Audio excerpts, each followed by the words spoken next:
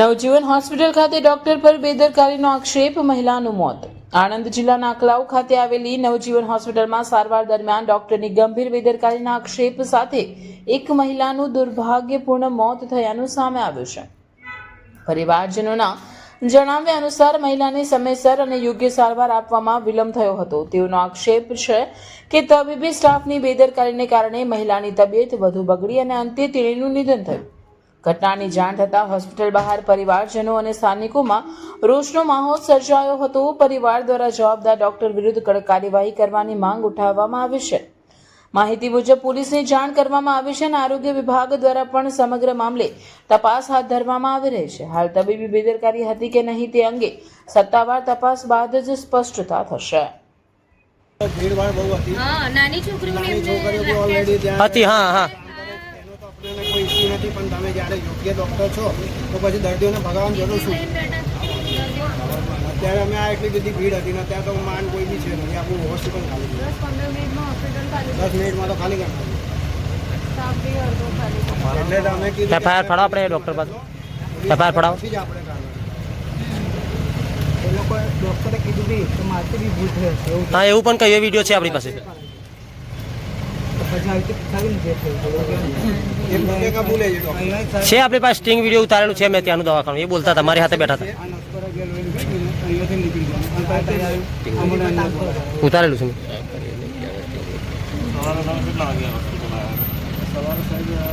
સવા 9ની આજુબાજુ મેં આવી જાય. કશું નહીં, હસતા હસતા આવ્યા સાહેબ અમે.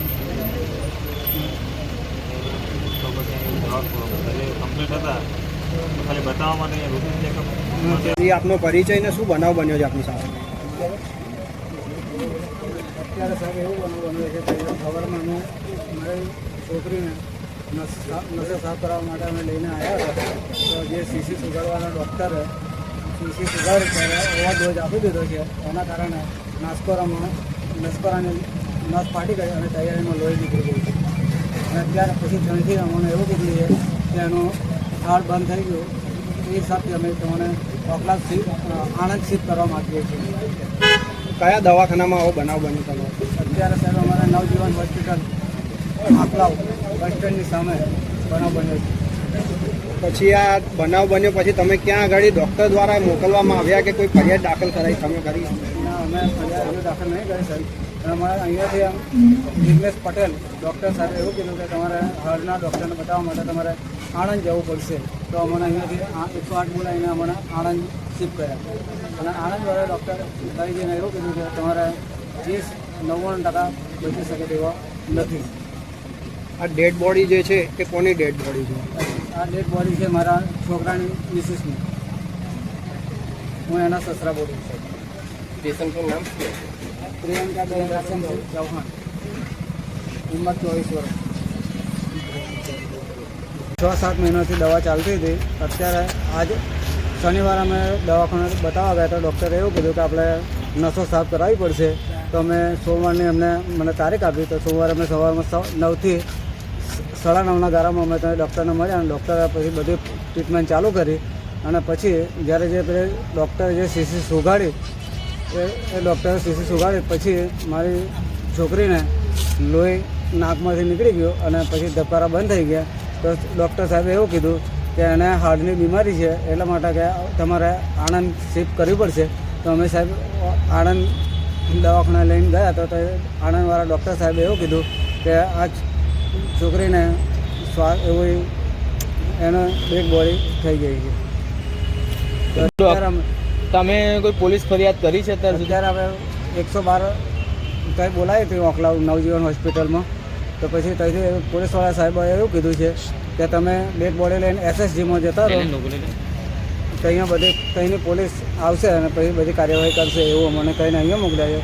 તો અહીંયા અમે SSG હોસ્પિટલમાં ગયા તો 2 નંબરની બારી પર ઇમરજન્સી વોર્ડની અંદર ગયા. તો જે ભાઈ આપણે જે સાહેબ છે એ સાહેબે એવું કીધું છે કે તમારે ઓકલાવની જે પોલીસ સ્ટેશનમાં તમે જેવું આપ્યું હતું તો એની પોલીસને તમારે અહીંયા બોલાવવી પડશે.